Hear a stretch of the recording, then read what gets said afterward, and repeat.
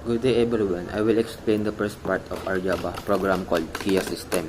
Ang program na ito ay isang Jollibee self-order kiosk na ginagawa gamit ang Java Swing.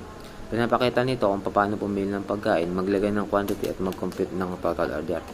Sa unang line ng code, makikita natin yung Java Package Kiosk System. Ibig sabihin nito yung class na kabilang sa kiosk system package para maayos ang project structure. Sunod may mga import statement. Ginagamit ang mga ito para sa paggawa ng GUI components.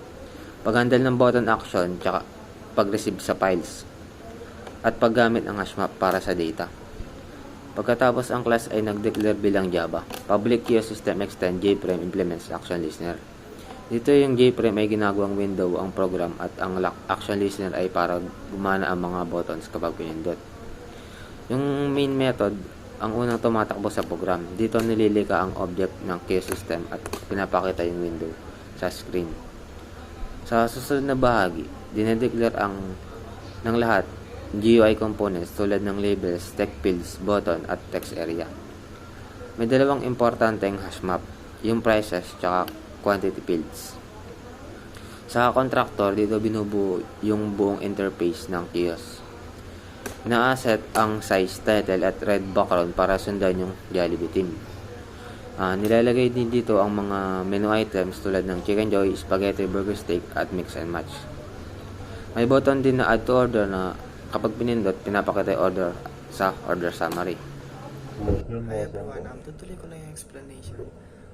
Sa order summary section, ito ay isang JText area kung saan ipinapakita ang listahan ng in-order na items at ang kanilang amount.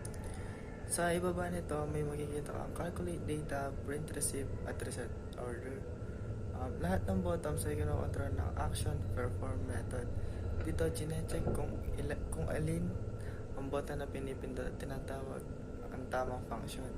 Ang update order summary naman, ang nagko-compute ng quantity ng bawat item, subtotal, at total amount ng order. Kapag pinindot mo ang calculate total, ipinapakita ang total at ina-active ang print receipt button.